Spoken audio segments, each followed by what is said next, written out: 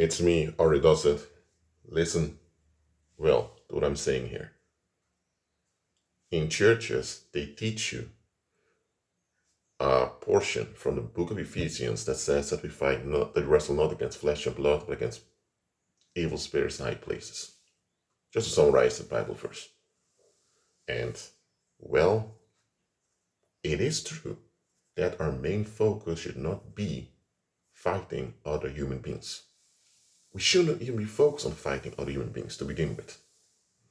We do go through difficulties, but the way we deal with them is by dealing with the demonic root behind the situation. That is what the part in the book of Ephesians is stating. What church made out of it is that whenever there's a problem, it's never the human beings, but it's the evil spirits using the human beings. And that is not something the Bible said, and it's not something the Bible supports. Not even common sense nor science supports this. Let me give you a little parable. Let's say now someone is hit by a car and they die. They die in a car accident. And then people say, well, you need to be upset with the car. The car hit her. Well, let's say now you have many fatal car accidents in a country. And then in the news they say, we have a problem with cars hitting people. Does it seem logical to you? No, it's not. Because the car is just a vehicle. The vehicle has no life in it. The vehicle doesn't even have anything as consciousness or our own will. The vehicle can only act based on how the driver behaves. It's the driver that needs to put gasoline or electricity in the car. It's the driver that starts the engine, and it's the driver putting his feet on the pedals and using the steering wheel. So, if the car ends up hitting someone and someone dies, it's because the driver was dysfunctional. Either it was an accident and it wasn't the driver's fault because of a medical issue that overcame the driver, or maybe the pedestrian didn't pay attention when crossing the street, and that's why there was a collision between the car and the pedestrian. But you can't say we don't have a problem with drivers, we have a problem with the cars. No, no, no. The cars are driven by the drivers. That's why if someone dies in a fatal car accident, who do they investigate? They investigate the driver. Of course, they examine the car to see whether the car was functional.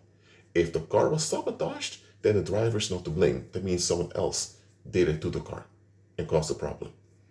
But if the driver was neglectful towards maintaining his or her own car, then they will be liable in a court of law. So it's not the car that will go to prison, it's the driver. So, another parable. Let's say someone was stabbed and they died. And let's say there are many stabbings in a city. If we would say we have a knife problem, that's not correct. Knives have no volition.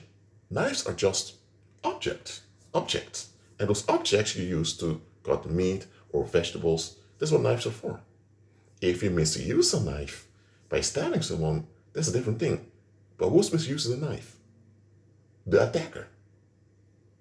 So you have to go after the attacker, because the attacker used the knife as a tool. If you blame it on the knife, yes, the knife was involved as an object, not as a participant, but as an object. But you can't put it all on the knife. Well, evil spirits are not inanimate objects like cars or knives. They are living, immortal beings that were cast out of heaven that are waiting in the lake of fire. Yes, evil spirits are participants. And then you also have the Nephilim that some of the fallen angels brought forth. But anyway, the paranormal,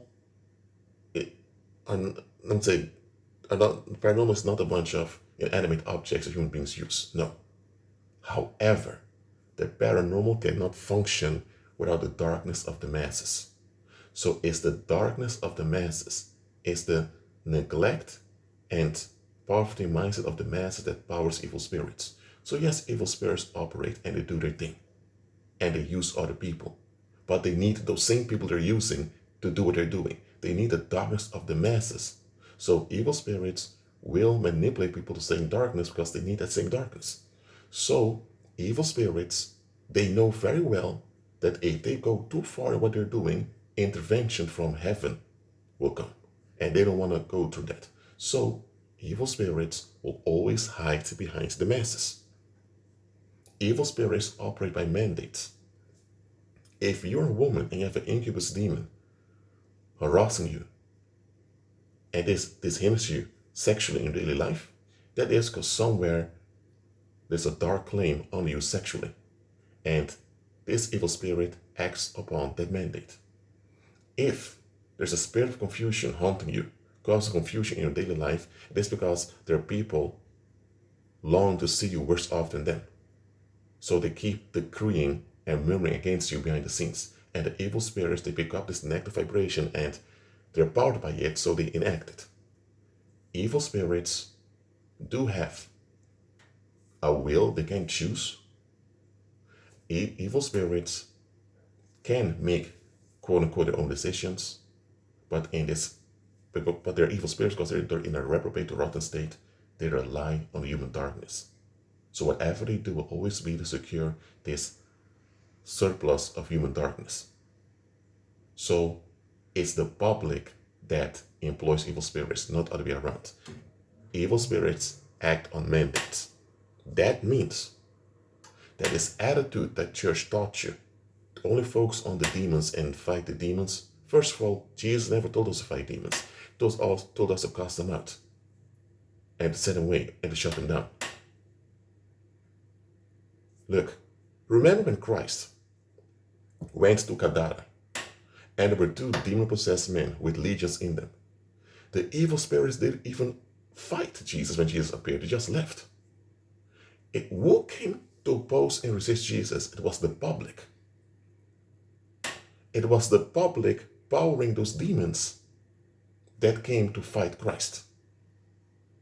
So Christ had to fight, but not with the evil spirits, because they knew better than to fight Christ himself. It was the public that insisted against Christ, while they should have known better after seeing what happened. So this attitude is only the demons behind the individual. Stop doing that. There are cases in which an evil spirit uses someone, individuals not even aware. That can happen. But most of the time when an evil spirit uses a human being, it is because that human being is in alignment with negativity. So still the human being remains responsible for being available to evil spirits. For example, let's say you have a criminal that uses your bank account. Let's say it happens once and you're not aware of it. Nobody's going to blame you. No police and no judge is going to blame you. But if over and over again, over a long period of time, criminals have been using your bank account, now it's quite unbelievable you were not aware of it. Because you get receipts from your bank about your bank transactions. Or here's another thing, if your bank has been used by criminals, let's say you're not aware of it at all, the bank where you have the account will be liable because it's their job to make sure their customers are safe. And if you had a bank account somewhere, and let's say you had no idea criminals were using that account, the bank should have picked it up and warned you to do something about it. Again, if it was one transaction, one time, the criminals did, okay. Twice, okay, but after the third time, I'll think, hold on a minute. This is neglect. So understand this. Yes, it's true that we wrestle not against flesh and blood. But it doesn't mean the flesh and blood is not involved. Because it's the flesh and blood, or better said, it's the humans that mandate the evil spirits. They don't do this on a conscious level. They're not all devil worshippers calling upon evil spirits to go into something dirty. They're not all doing fortune telling. They're not all going to witch doctors asking for charms against other people to get people hurt or whatever. No. They are or have mandated evil spirits by persisting in lack and persisting in dysfunction. Anyone who refuses to submit to Christ is a willing participant of the dark side. If you are a willing participant of the dark side, you are responsible for anything the dark side does. For example, in the United States, if you're a member of a gang and the gang commits a crime, you can be charged too for that crime, even though you're not the one who actually did it. Why? Because you're part of an organization that did it. Well, that's how it goes in reality also. If you're part of something, you are responsible for whatever that thing does that you're part of.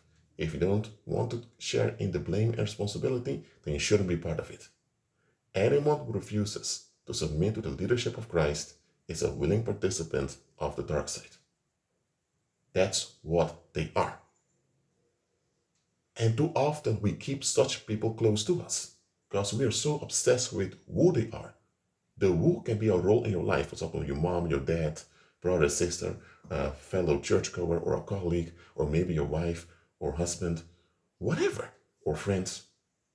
We are so obsessed with who people are, the role they play in our lives, that we don't see what they are. I don't care who they are to you or who they are in daily life. It's what they are that matters. If they don't submit to the leadership of Christ, they're willing participants of darkness. There are even some believers who are participants in darkness because they don't submit to the guidance of the Holy Spirit. That is why so many believers never have breakthroughs in life. That's why so many believers never get anything done. That's why so many believers go from trouble to trouble, misfortune, misfortune, tragedy to tragedy. That's why so many believers are like a joke. There's no power working through them. Why? Because they're not in agreement with Christ. If they are in agreement with Christ, they will see clearly that these people are liabilities and need to keep their safe distance. Too many believers, they keep the problem alive by staying closely involved with people that are the problem. Listen, if people align themselves with darkness because they just want to escape being left alone, they are the problem. If you keep such people close to you and remain close involved with them, then you also embrace the problem. How can you embrace the problem but then complain when the problem harms you? That doesn't add up. So again, we walk in love towards everyone, but we can't walk in love with everyone. Let it get through to you. So keep on agreeing with Christ and do not sabotage yourself and do not cause collateral damage to those around you by participating in the problem or by holding on to the problem. That's it for now. Agree with Christ and be at peace.